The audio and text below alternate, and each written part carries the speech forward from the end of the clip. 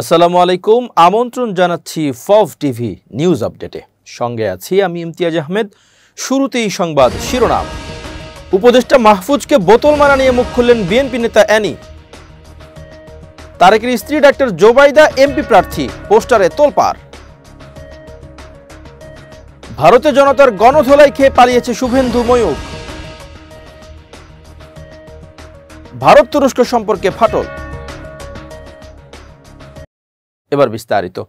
বিএনপির যুগ্ম মহাসচিব শহীদউদ্দিন চৌধুরী অ্যানি বলেছেন, একজন উপদেষ্টাকে পানির বোতল মারা এটাও কিন্তু কম ষড়যন্ত্রের অংশ নয়। গণতান্ত্রিক প্রক্রিয়াকে বাধাগ্রস্ত করার জন্য গভীর ষড়যন্ত্র চলছে। শুক্রবার লক্ষ্মীপুর সদর উপজেলার লাহারকান্দি ইউনিয়নের ৩ নম্বর ওয়ার্ড বিএনপির নেতা নির্বাচনের লক্ষ্যে তালহাটি সরকারি প্রাথমিক বিদ্যালয় ভোট কেন্দ্র পরিদর্শন শেষে আয়োজিত সমাবেশে তিনি এসব কথা বলেন। শহীদউদ্দিন চৌধুরী অ্যানি বলেন, উদীয়মান ছাত্রদল নেতা শাহরিয়ার আলম সাম্যকে হত্যা করা হয়েছে। এটি চক্রান্তের অংশ। বিচ্ছিন্নভাবে এগুলো দেখার সুযোগ নেই। কেউ কেউ এই পরিবেশটাকে ঘোলাটে করতে চায়। জগন্নাথ বিশ্ববিদ্যালয় থেকে একটা মিছিল আসছে, অনেক মিছিলই ঢাকা শহরে হচ্ছে। এদের সঙ্গে বসতে হবে, এদের প্রতিনিধিদের সঙ্গে আলোচনা করতে হবে, আলোচনা করে আবার বিদায় দিতে হবে। তিনি আরও বলেন, অন্তর্বর্তী সরকার সব দাবি এখনই মানতে পারবে না। যেখানে 17 বছর লুটপাট হয়েছে, অনিয়ম অত্যাচার হয়েছে, একটি নির্বাচিত সরকার এসেও সব সমস্যার সমাধান করতে পারবে না। অন্তর্বর্তী সরকার অল্প কয়েকদিনের মধ্যে সব দাবি মানতে পারবে না। অনেকে দাবি তুলবে, এগুলো নিয়ে আলোচনাগুলো করতে হবে, সমাধানেরও চেষ্টা বাহির করতে হবে। কিন্তু সেখানে পুলিশ যেভাবে ছাত্রদেরকে পিটিয়েছে, এটাও কিন্তু ঠিক করেনি। এর ভেতরে আবার ষড়যন্ত্র ঢুকছে। ষড়যন্ত্রটা হচ্ছে পরিবেশটাকে উত্তপ্ত করার চেষ্টা। ভোটের পরিবেশ বাধাগ্রস্ত করার জন্য, স্বাভাবিক পরিবেশকে অস্বাভাবিক করার জন্য একটি চক্র অর্থকড়ি নিয়ে বসে আছে। তারা দূর থেকে এ কাজগুলো করাচ্ছে। বিএনপির ভারপ্রাপ্ত চেয়ারম্যান তারেক রহমানের সহধর্মিণী ও খ্যাতনামা চিকিৎসক ডাক্তার জোবাইদা রহমানকে ঘিরে সিলেট 1 আসনের রাজনীতিতে চলছে নানামুখী আলোচনা। ডাক্তার জোবাইদা তার শাশুড়ি সাবেক প্রধানমন্ত্রী বেগম খালেদা জিয়ার সঙ্গে গত 6 মে দেশে ফিরেছেন।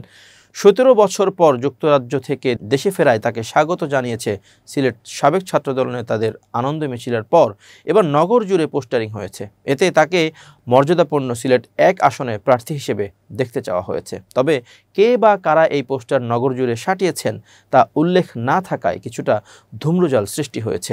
দেশে ফেরার সময় স্থানীয় বিএনপির শীর্ষ পর্যায়ের একাধিক নেতা উচ্ছ্বাস প্রকাশ করে বলেছেন, সিলেটের মেধাবী মেয়ে ও বিএনপির ভারপ্রাপ্ত চেয়ারম্যানের সহধর্মিণী ডাক্তার জোবাইদা রহমান সিলেট 1 আসনে প্রার্থী হলে সেটা হবে দলের জন্য অত্যন্ত আনন্দের সংবাদ।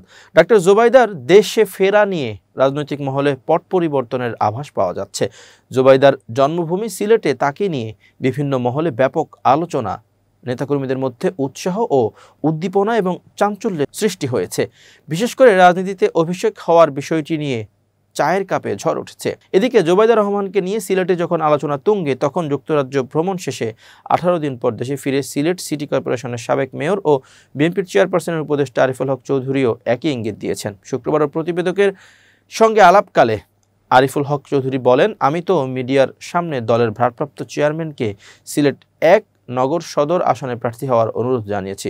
তারেক রহমান প্রার্থী না হলে যে পরিবারের কেউ যেন প্রার্থী হন, সে দাবিও জানিয়েছি। এ নিয়ে রহস্যের কিছু নেই।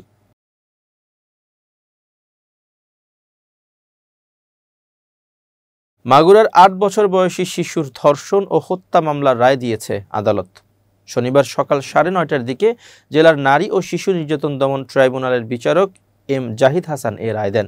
আলোচিত এই মামলায় আসামি ছিলেন শিশুটির বড় বোনের শ্বশুর হিটু শেখ, বোনের জামাতা সজীব শেখ, সজীবের ভাই রাতুল শেখ ও তাদের মা রোকেয়া বেগম।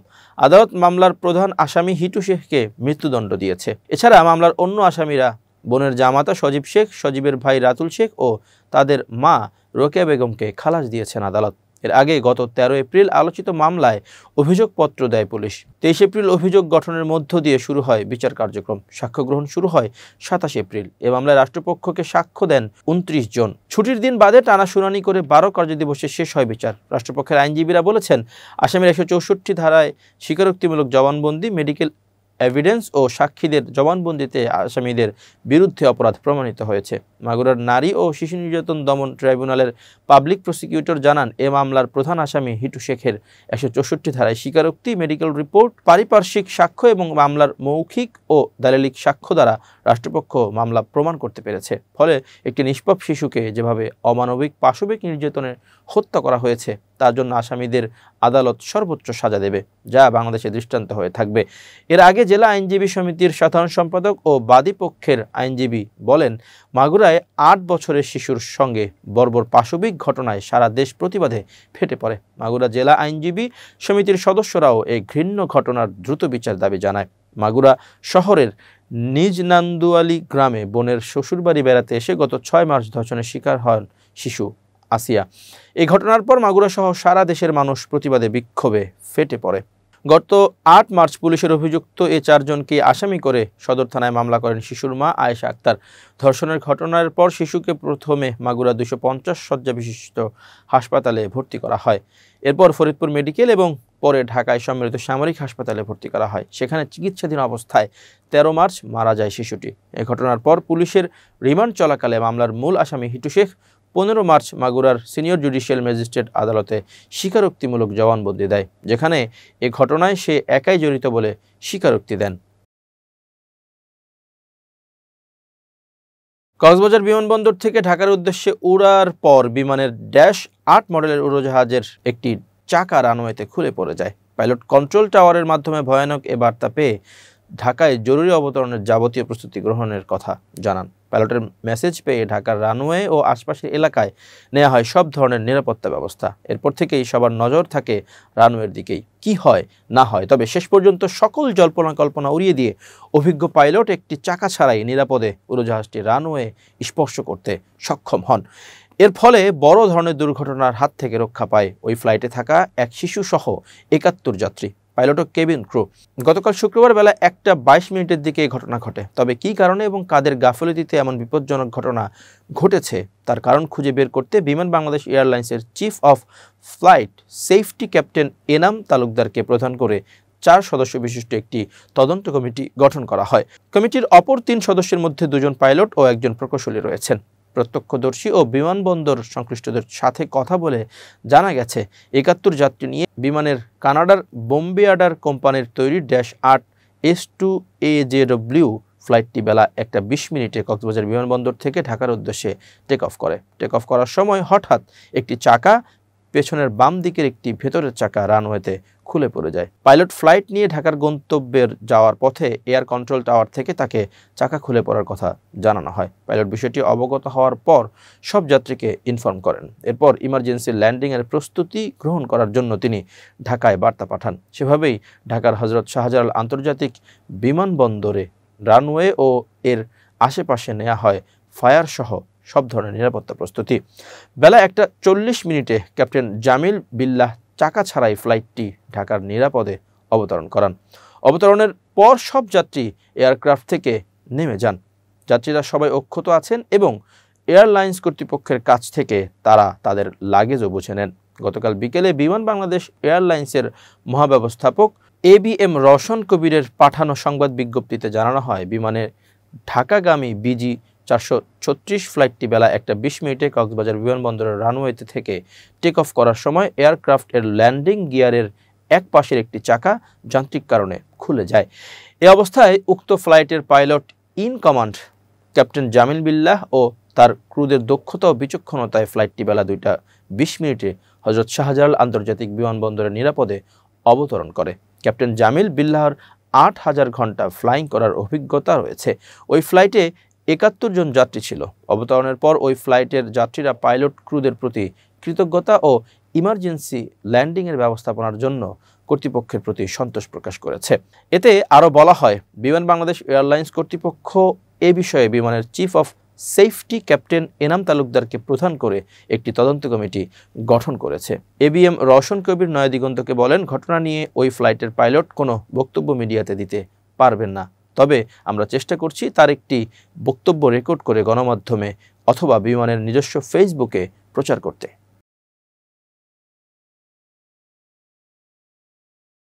এবার আন্তর্জাতিক প্রসঙ্গ। স্লোগানে উত্তাল ভারত, মোদি হটাও, ভারত বাঁচাও। নিজ দেশের অর্থনীতির টালমাটাল অবস্থায় পার্শ্ববর্তী দেশগুলোর সাথে সম্পর্ক খারাপ করা আর জড়ানোতেই খেপেছেন ভারতীয় সাধারণ নাগরিকরা। মোদি আর তার দল বিজেপির ওপরও চড়া হয়েছেন এবার দেশটির হিন্দু ধর্মাবলম্বী জনসাধারণ। এমনকি বিজেপির অনেক নেতাকর্মীও এখন মোদি হটাও আন্দোলনের নেতৃত্ব দিচ্ছেন। দেশের প্রথম সারির একটি গণমাধ্যমের প্রতিবেদনে উঠে এসেছে, কাশ্মীর হামলাকে কেন্দ্র করে 260 জন মুসলমানের লাশ চাওয়া বিজেপি নেতা শুভেন্দু অধিকারী আর পশ্চিমবঙ্গের ইসলামোফোবিয়া ছড়ানো টেলিভিশন রিপাবলিক বাংলার সাংবাদিক ময়ূখ রঞ্জন ঘোষকে খুঁজে পাওয়া যাচ্ছে না সমগ্র পশ্চিমবঙ্গ জুড়ে। ইতোমধ্যে জনতার হাতে মার খেয়ে তারা পালিয়েছেন বলেও জানা গেছে। প্রতিবেদনে আরও উঠে এসেছে, বাংলাদেশিদের কাছে মলম বিক্রেতা উপাধি পাওয়া ময়ূখ রঞ্জনকে রীতিমতো গণধোলাই দিয়ে কলকাতা ছাড়া করেছেন সেদেশের হিন্দু নাগরিকরাই। সমগ্র ভারত জুড়ে হিন্দু মুসলিম দাঙ্গা বাঁধানোর পায়তারা করছিল ময়ূখ আর শুভেন্দু অধিকারী। শুধু কি তাই, বাংলাদেশে কোনো পণ্য আসতে দেবেন না বলে ঘোষণা দিয়েছিলেন বিজেপির এই নেতা। এমনকি বাংলাদেশি রোগীদের ভারতে না গিয়ে পাকিস্তানে গিয়ে চিকিৎসা নেওয়ার পরামর্শও দেন তিনি। এসবের পর বাংলাদেশিদের ভারতে যাওয়া বন্ধ হয়ে গেলে বিপাকে পড়ে এখন না খেয়ে মরার দশা পশ্চিমবঙ্গের ব্যবসায়ীদের। কলকাতার সব ব্যবসায়ীরা এবার একজোট হয়ে হামলে পড়েছে মুসলমানদের 260টি লাশ চাওয়া শুভেন্দুর উপর।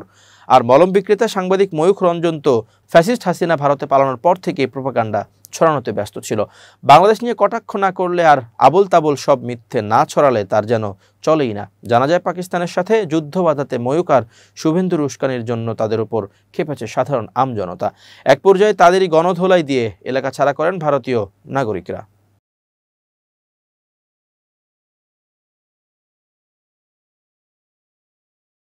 ভারত পাকিস্তান সংঘাতকে ঘিরে সাম্প্রতিক উত্তেজনার মধ্যে তুরস্কের পাকিস্তান প্রীতি ক্ষুব্ধ করেছে ভারতকে।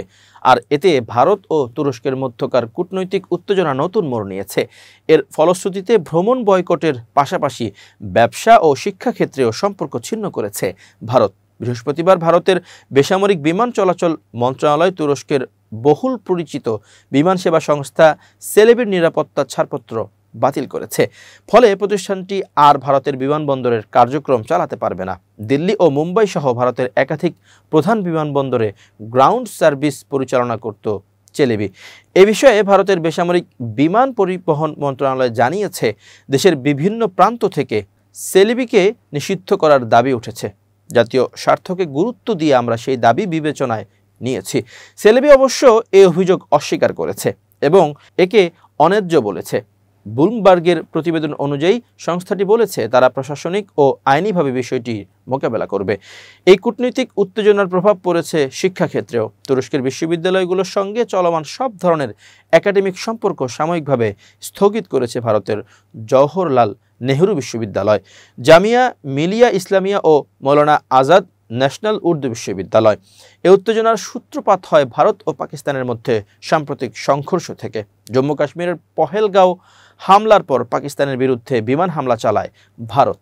পাকিস্তান হামলার দায় অস্বীকার করলেও তুরস্ক ও আজারবাইজান প্রকাশ্যে পাকিস্তানের পক্ষে অবস্থান নেয়। এরপর থেকেই সামাজিক যোগাযোগ মাধ্যমে তুরস্ক ও আজারবাইজানের বিরুদ্ধে বয়কটের ডাক জোরালো হয়। খবর ছড়ায়, পাকিস্তান ভারতের বিরুদ্ধে তুরস্কের ড্রোন ব্যবহার করেছে। বয়কট ডাকে সামাজিক মাধ্যমে ব্যাপক সাড়া পড়েছে। বিখ্যাত ট্রাভেল সাইট মেক মাই ট্রিপ জানিয়েছে, গত এক সপ্তাহে তুরস্ক ও আজারবাইজানে বুকিং 60% কমেছে আর বাতিলের হার বেড়েছে 250%। সরকারি তথ্য অনুযায়ী 2024 সালে 3,30,000-এর বেশি ভারতীয় তুরস্ক ভ্রমণে গিয়েছিলেন। আজারবাইজানের ভারতীয় পর্যটকদের সংখ্যা ছিল 2,44,000। তবে তুরস্কে মোট বিদেশি পর্যটকদের মধ্যে ভারতীয়দের সংখ্যা 1%-এরও কম।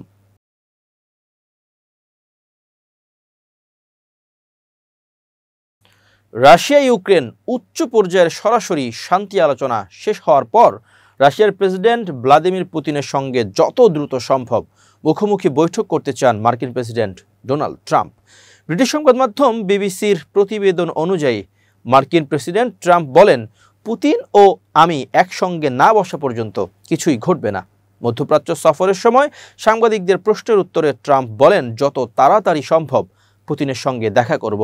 ট্রাম্প জানান, তিনি ওয়াশিংটনে ফেরার পথে তুরস্কে ইউক্রেন রাশিয়া যুদ্ধে মধ্যস্থতা করতে চেয়েছিলেন, তবে ব্যস্ততার কারণে তা সম্ভব হয়নি। মধ্যপ্রাচ্য সফরে তিনি সৌদি আরব, কাতার এবং সংযুক্ত আরব আমিরাত ঘুরে এসেছেন। এদিকে তুরস্কে ন্যাটো পররাষ্ট্রমন্ত্রীদের এক সভা শেষে মার্কিন পররাষ্ট্রমন্ত্রী মার্কো রুবিও বলেন, ট্রাম্প ও পুতিন মুখোমুখি না হওয়া পর্যন্ত আলোচনায় কোনো বড় সাফল্য আসবে না।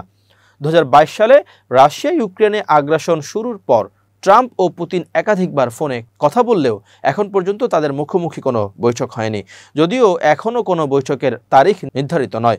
তবে ট্রাম্প শান্তি প্রক্রিয়া নিয়ে আশাবাদী। বৃহস্পতিবার 15 মে তুরস্কে ইউক্রেন ও রাশিয়ার প্রতিনিধিদের মধ্যে প্রথমবারের মতো সরাসরি শান্তি আলোচনার পরিকল্পনা ছিল। তবে ইউক্রেনীয় প্রেসিডেন্ট ভ্লাদিমির জেলেনস্কি বৈঠকে অংশ নিতে প্রস্তুত থাকলেও শেষ পর্যন্ত রুশ প্রেসিডেন্ট পুতিন নিজে না গিয়ে প্রতিনিধিদের পাঠান। নারী ও শিশুসহ কমপক্ষে 40 জন রোহিঙ্গা শরণার্থীকে দিল্লিতে আটক করে মিয়ানমার সীমানার কাছাকাছি সমুদ্রে ফেলে দিয়েছে ভারতীয় নৌবাহিনী।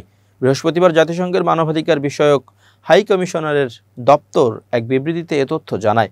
জাতিসংঘ জানায়, রোহিঙ্গা শরণার্থীদের পরিবারের সদস্য এবং তাদের আইনজীবীর বরাতে বলা হয়েছে, ভারতীয় কর্তৃপক্ষ গত সপ্তাহে বেশ কয়েকজন রোহিঙ্গা শরণার্থীকে একটি নৌবাহিনীর জাহাজ থেকে মিয়ানমার উপকূলে সমুদ্রে ফেলে দেয়। তাদেরকে কেবল জীবন রক্ষাকারী জ্যাকেট, লাইফ জ্যাকেট দিয়ে।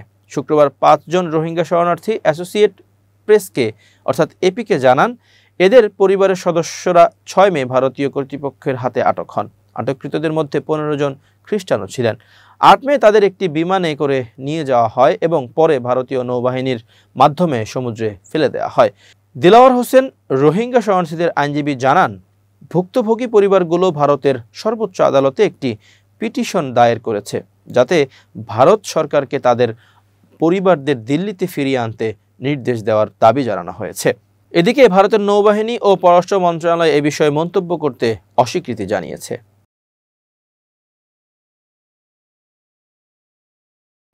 এবার বিজ্ঞান ও প্রযুক্তির খবর। সম্প্রতি মধ্যপ্রাচ্যে বসবাসরত এক প্রবাসী বাংলাদেশির সান্ডা নামক এক প্রকারের সরীসৃপ প্রাণী ধরার ও খাওয়ার ভিডিও সামাজিক যোগাযোগ মাধ্যমে ভাইরাল হয়েছে। ভিডিওতে তাকে মরু অঞ্চলের এই প্রাণীটি নিয়ে ব্যতিক্রমধর্মী অভিজ্ঞতা শেয়ার করতে দেখা যায়, যা নেটিজেনদের দৃষ্টি কাড়ে। ভিডিওটি ছড়িয়ে পড়ার পর থেকেই ফেসবুক, টিকটক ও ইউটিউব সহ বিভিন্ন অনলাইন প্ল্যাটফর্মে সান্ডা নিয়ে চলছে নানা আলোচনা ও হাস্যরস। তৈরি হয়েছে অসংখ্য মজার মিম, কৌতুক ও ব্যঙ্গচিত্র। এই আলোচনার সূত্র ধরে সান্ডা ও এর তেল সম্পর্কেও নতুন করে আগ্রহ তৈরি হয়েছে নেটিজেনদের মাঝে। আসলে সান্ডা কি? সান্ডা নামটি মূলত একটি নির্দিষ্ট প্রাণীকে নির্দেশ করে না। এটি স্পাইনি টেইলড লিজার্ড বা কাঁটাযুক্ত লেজওয়ালা টিকটিকির একটি সাধারণ নাম, যার বৈজ্ঞানিক নাম ইউরোমাস্টিক্স। এই প্রজাতিটি অ্যাগোমিডি গোত্রের অন্তর্গত এবং এর অন্তত 1 ডজনের বেশি প্রজাতি রয়েছে। মূলত মরু ও আধা মরু অঞ্চলে বাস করা এসব টিকটিকিকে সাধারণভাবে সান্ডা বলা হয়ে থাকে। আরবি ভাষায় এদের ডাকা হয় দব নামে। এই লিজার্ডরা আফ্রিকার উত্তরাঞ্চল থেকে শুরু করে ভারত পর্যন্ত বিস্তৃত শুষ্ক ও ঊষর অঞ্চলে বাস করে। সৌদি আরবের বিশাল মরুভূমি হচ্ছে এদের অন্যতম প্রাকৃতিক আবাসস্থল। দিনের বেলায় এরা সূর্য স্নানে মগ্ন থাকে আর সন্ধ্যা হলেই নিরাপদে আশ্রয়ের খোঁজে গর্তে ঢুকে পড়ে। বিপদের সময় দ্রুত পাথরের খোঁজে আশ্রয় নেয় এবং সেখানে থেকেই গাছের পাতা ও ফলমূল খায়। মাঝে মাঝে ছোট পোকামাকড়ও খায় এরা। গিরগিটির মতো আশেপাশের তাপমাত্রা ও ঋতুভেদে এরা রং বদলাতে পারে। প্রাণীটি ঠান্ডায় গাঢ় রং ধারণ করে যাতে সূর্যের তাপ সহজে শোষণ করতে পারে, আর গরমে রং হয় হালকা যাতে শরীর অতিরিক্ত উত্তপ্ত না হয়। এভাবেই শরীরের তাপমাত্রা নিয়ন্ত্রণ করে বেঁচে থাকে। সান্ডার মাথা চওড়া, শরীর মোটা ও 4টি পা বিশিষ্ট। গড় দৈর্ঘ্য প্রায় 25 থেকে 30 সেন্টিমিটার, 10 থেকে 12 ইঞ্চি। এদের সবচেয়ে উল্লেখযোগ্য বৈশিষ্ট্য হলো মোটা ও কাঁটাযুক্ত লেজ, যা আত্মরক্ষার জন্য ব্যবহৃত হয়। বিপদের সময় গর্তে ঢুকে লেজটি বাইরে থেকে হিংস্রভাবে দোলাতে থাকে যাতে শিকারী ভয় পেয়ে পালায়। সব প্রজাতির সান্ডা ডিম পারে এবং প্রাপ্তবয়স্ক হলে এরা নিরামিষভোজী হয়।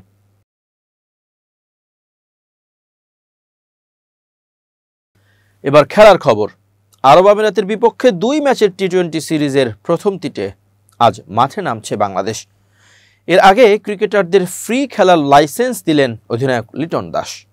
শারজায় বাংলাদেশ সময় শনিবার রাত 9টায় আরব আমিরাতের আতিথ্য নেবে টাইগাররা। এর আগেও 3বার টি-20তে মুখোমুখি হয় বাংলাদেশ ও সংযুক্ত আরব আমিরাত।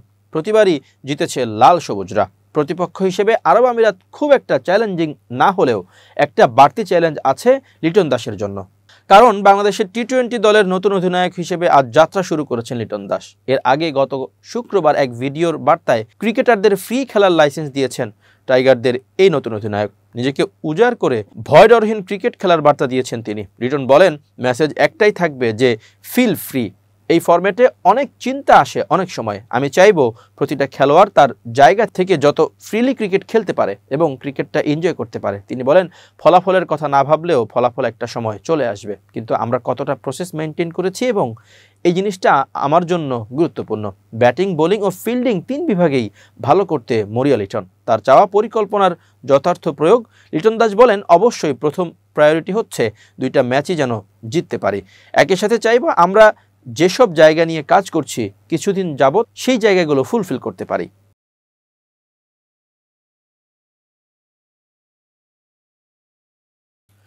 প্রিয় দর্শক, শেষ করছি ফাফ টিভি নিউজ আপডেট। আজ এ পর্যন্তই। ভিন্ন খবর নিয়ে দেখা হবে আগামীকাল রাত 8টায়। নিজেকে আপডেট রাখতে সাবস্ক্রাইব করুন চ্যানেলটি। নিয়মিত লাইক, কমেন্ট ও শেয়ার করে ছড়িয়ে দিন সর্বত্র। সুস্থ থাকুন, নিরাপদে থাকুন। আল্লাহ হাফেজ।